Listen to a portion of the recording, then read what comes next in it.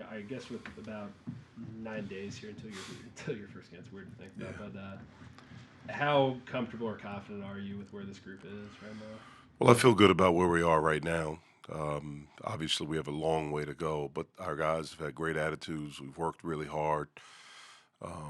We've been relatively, knock on wood, we've been relatively healthy, which is a big thing. Um, we're anxious to play someone else, um, so we'll have a chance to do that on Wednesday against Slippery Rock, and then really start to turn our attention to getting prepared for Florida State.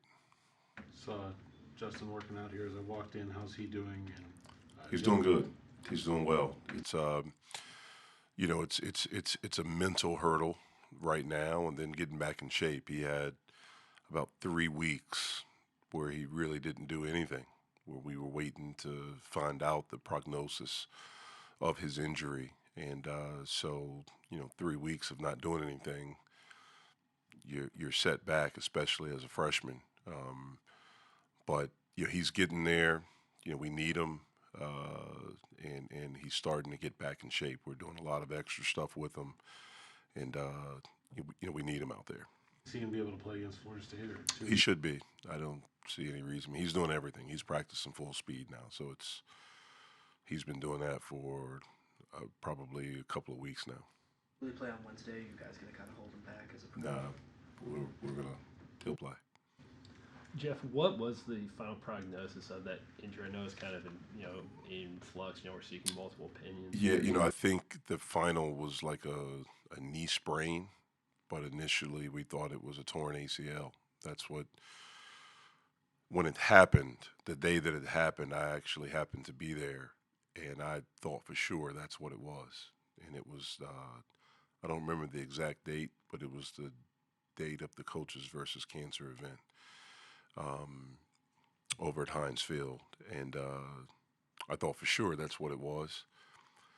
Um, After getting some information from doctors that night, we thought that okay, there's maybe a chance that it's not, maybe it's partial, and then that's why they wanted to do the protocol like they normally do for torn ACL, where you wait 3 weeks, you allow the swelling to go down, and then you re-examine it. But you do something they said it's called like it's kind of prehab before the surgery. So we did all of that, and then it wasn't. We found out that it wasn't, and he was able to go. And so again, mentally, when I say mentally for him, you think your season's over with, and then 3.5 weeks later, you're told, okay, you're good. Go back out there and play and go full speed. And so it's just a mental hurdle that he's having to get over right now. Now that he is healthy and available for you guys, what do you think he adds to this team? And it's obviously early. You haven't played a game yet, but Well, he played really well over in Italy. Um, he gives us a different type of athlete. He gives us, a bigger guy that's a little bit more versatile. Um, he can make a shot, which is something that's important. He's competitive. He can do some different things defensively because of his length and his athleticism and his size. Um, and then rebounding.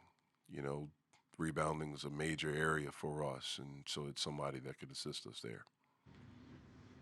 What do you feel like you learned from seeing your team out there against Maryland? And I mean, I don't know how much you can tell us about it, but maybe some broad takeaways. Well, first and foremost, they're really good. I mean, really, really good.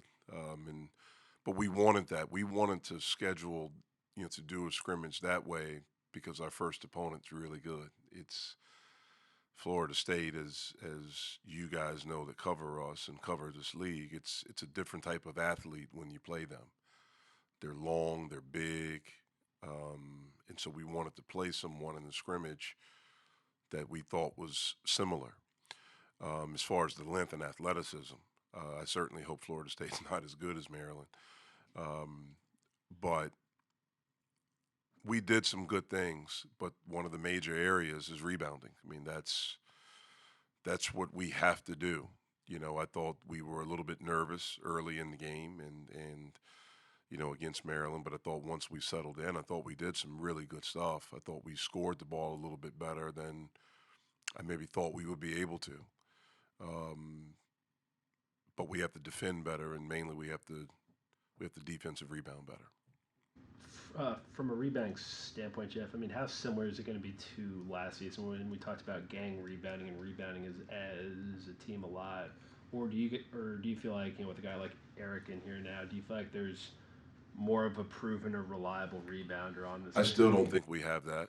I mean, I'd love to be proven wrong, but as of right now, it's going to be gang rebounding. At times we can be a little bit bigger this year than we were last year, but at times it'll look similar. We'll go with four guards and a bigger guy. I'm not saying a big guy, maybe a bigger guy, and so it's going to be really important for us.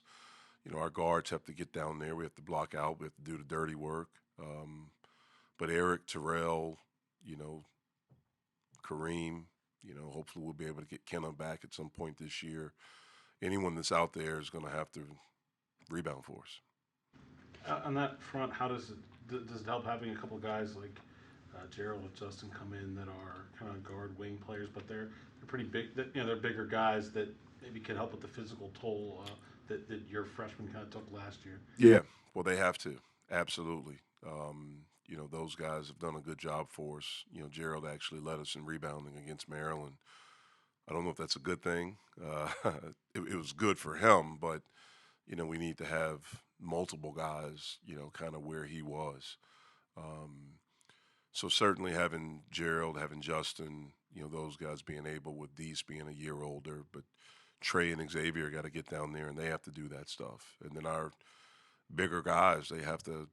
That's where we need them to be a presence. We don't necessarily need them to be a presence scoring. We need them to be a presence with protecting our basket and rebounding the basketball. If they do that, they'll score. Just off of the penetration and things from the perimeter guys. But we really need them to do that at a high level.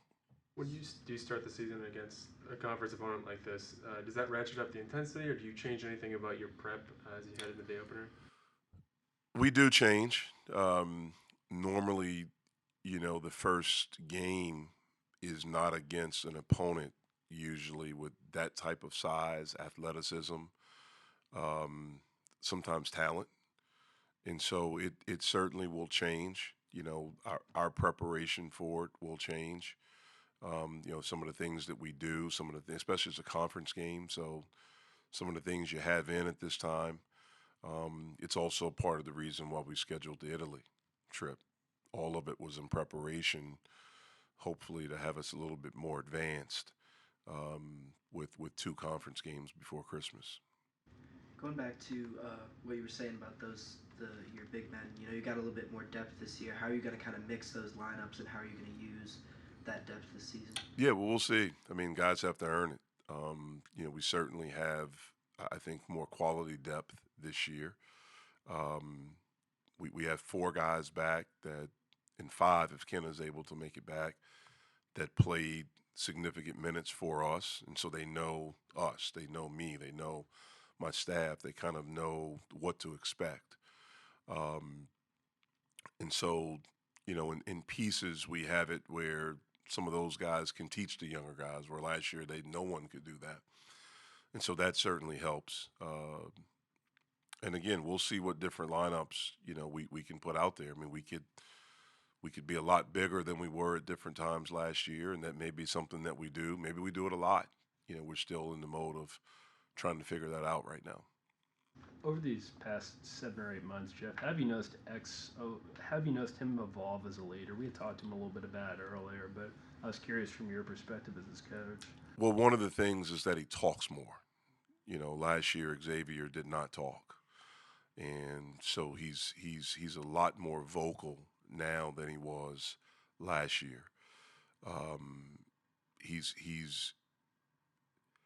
I think he knows us, and he knows what we as a coaching staff want, and so he's able to articulate that at times in practice.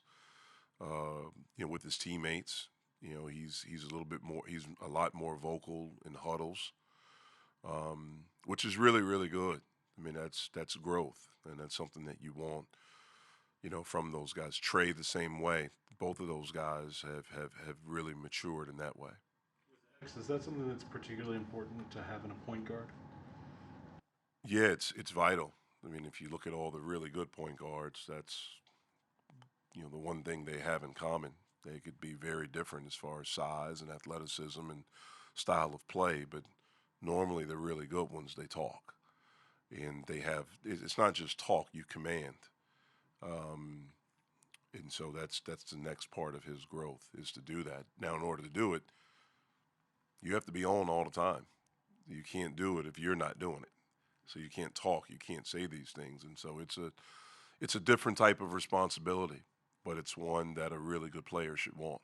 And if you want to be a really good player, then you have to understand the responsibility that comes along with it. I think a lot of us might assume that would just naturally come with time. But Xavier said this summer, I think he went to a couple symposiums or leadership conferences.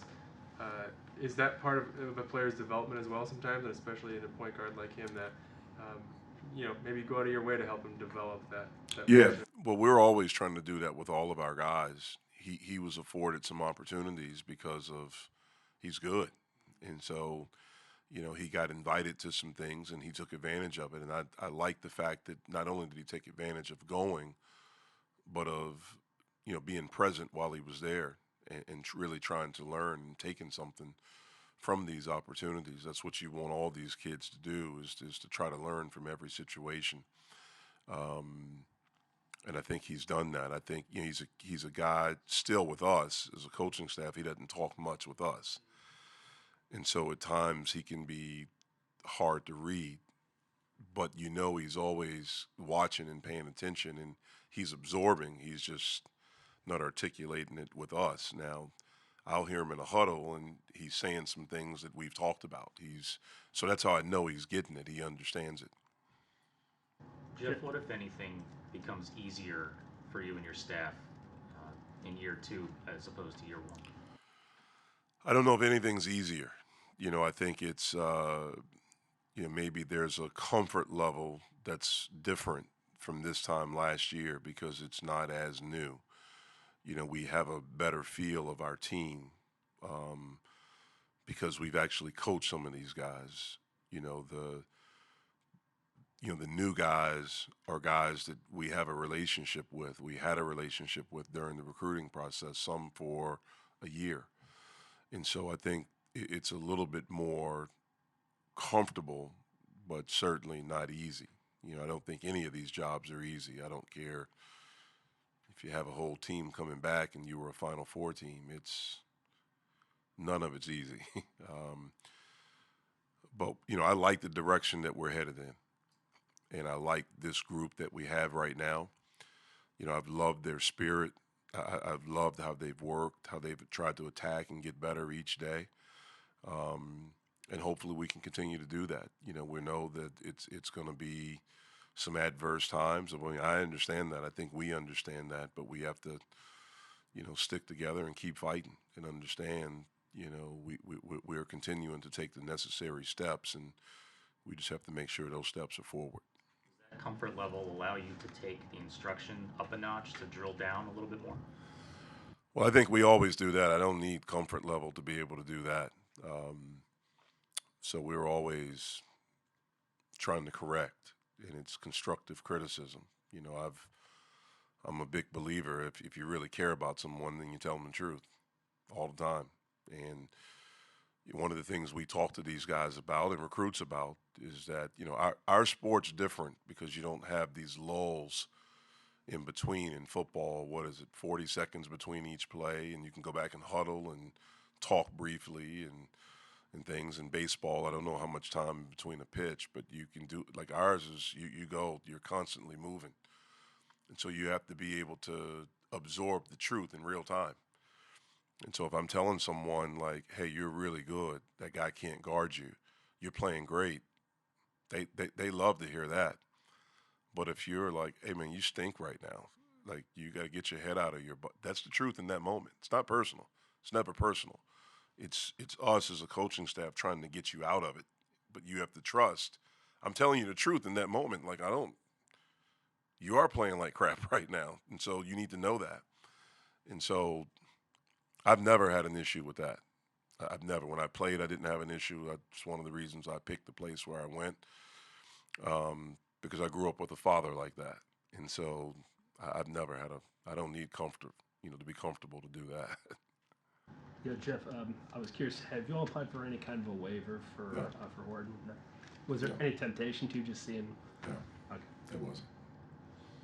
Jeff, we're here in new press conference room. There's been a bunch of changes to the Pete. I know some of those plans had probably predated you being here, but what's it been, I guess, the reaction from your team and maybe on the recruiting trail about the changes that you've seen in the building, and how excited are you for the fans to be able to see it? Well, what they've done in this building, especially in the main area, has been tremendous. Obviously, the color change and I think the court flip were already. The court flip was. I know the color change was already in the plans. I think the court flip maybe been talked about. Um, but when you look at the new video board, you look at the new video boards in the end zone. Um, Obviously, the color pops now. I think it's been unbelievable, and what we've been able to do with our locker room and that lounge area. We still have some things that we're working on that hopefully we can get done really soon that I think will enhance it even more. I figured that this room's probably a little bit closer to your office too, or at least an easier walk, right? Yeah, it's fine. You have to come up the elevator, but I mean, that was understood. But, no, this room is cool. It's really nice. I mean, it's a major upgrade. is the video room? I guess it's kind of still in the works, like where the old media room was. Yeah, it's hopefully it'll be done soon. I mean, we play in 9 days, so it'd be nice to be able to do that. But I don't think it will be done by then. But they're making progress. It's never fast enough for me, but